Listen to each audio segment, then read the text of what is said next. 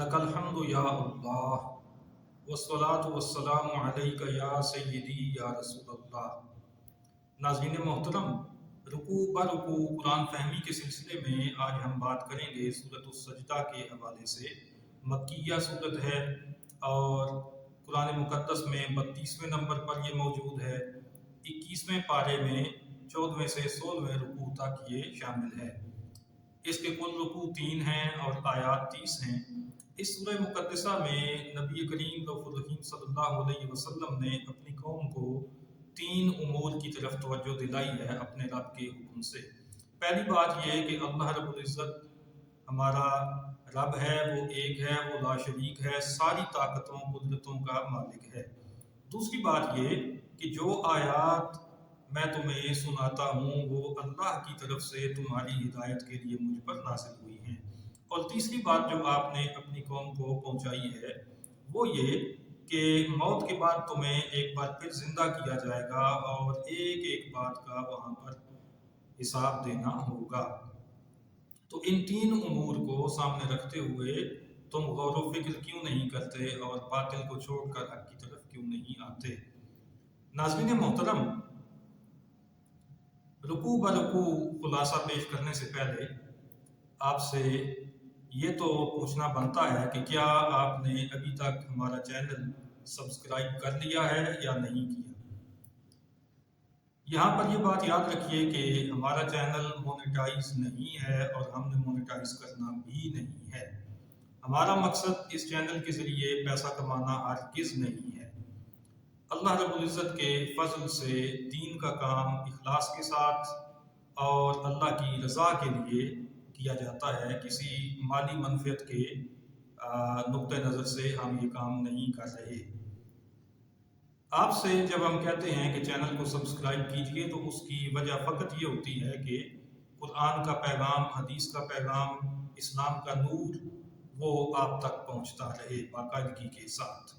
जो भी नई वीडियो आएगी वो ज़ाहिर है कि कुरान और हदीस ही में से आपके सामने कुछ ना कुछ फूल पेश करेगी।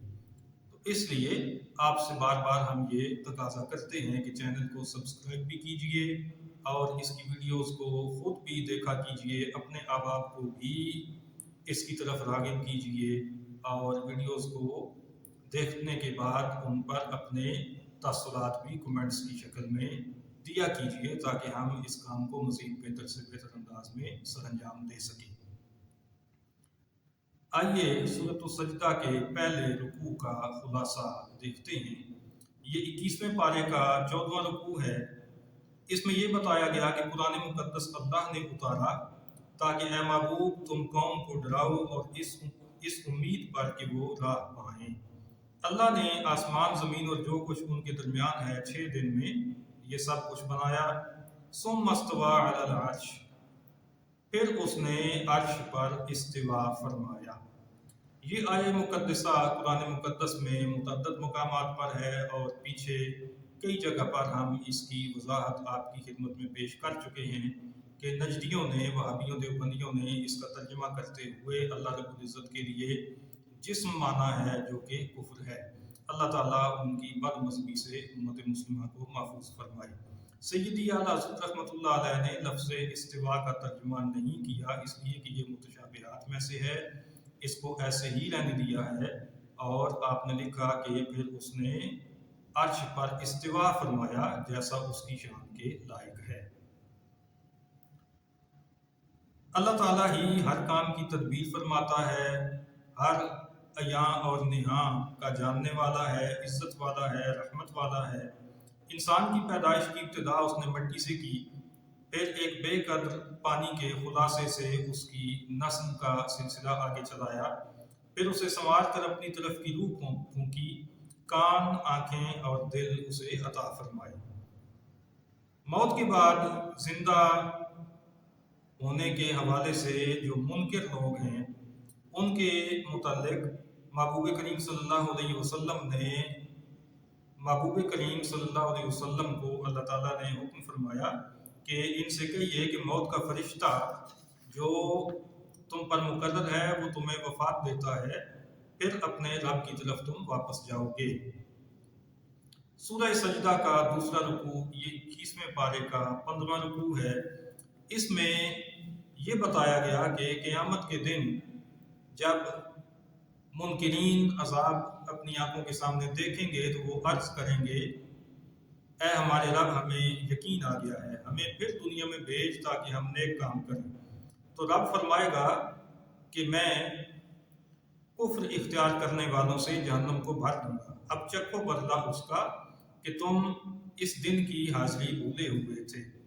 اسی رکوع میں اہل ایمان کی متعدد صفات بھی بیان کی گئی ہیں، مثلا وہ آیات سن کر شکر گزاری سے سجدہ میں گر جاتے ہیں، رب کی تعریف کرتے ہوئے اس کی پاکی بولتے ہیں، تکبر نہیں کرتے، ان کی کروٹیں خواب گاہوں سے جدا ہوتی ہیں، ڈر اور امید کے ساتھ رب کو پکارتے ہیں، اللہ کے دیے سے خیرات کرتے ہیں۔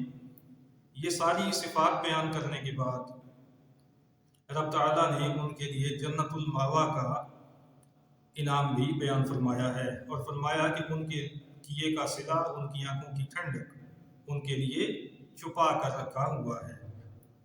منکرین کے لیے آگ کی وعید سنائی گئی اور یہ بتایا گیا کہ اس سے نکلنے کی کوشش کریں گے تو اسی میں پھیر دیے جائیں گے۔ تیسرا رکوع ہے سورہ سجدہ کا، جو کہ 21ویں پارے کا 16واں رکوع ہے۔ اس میں رب تعالیٰ نے فرمایا کہ ہم نے موسیٰ علیہ السلام کو کتاب عطا فرمائی اور اسے بنی اسرائیل کے لیے ہدایت کیا۔ نافرمانی کرنے والی کتنی سنگتیں ہم نے ہلاک کی، ان کے مساکن میں یہ لوگ چل پھر رہے ہیں، یعنی جو کفار مکہ قریش مکہ تھے، یہ ان کے حوالے سے بات کی جا رہی ہے کہ یہ شام اور دیگر علاقوں میں جب تجارت کے لیے جاتے ہیں تو ان بستیوں کو دیکھتے ہیں جن کو نافرمانی کی وجہ سے ہم نے تباہ کر دیا، تو اس کے باوجود یہ عبرت حاصل کیوں نہیں کرتے۔ پھر فرمایا کہ ہم خشک زمین کی طرف پانی بھیج کر اسے ہرا بھرا کرتے ہیں، اس میں سے کھیتی نکالتے ہیں، چوپائے اور انسان اس میں سے کھاتے ہیں۔ تو جب مردہ زمین کو ہم پانی بھیج کر زندہ کر سکتے ہیں تو انسان کو موت کے بعد زندہ کرنا ہمارے لیے کون سا مشکل کام ہے۔ تو اے معبود تم فرماؤ فیصلہ کے دن کافروں کو ان کا ایمان لانا نفع نہ دے گا، نہ انہیں مہلت ملے گی۔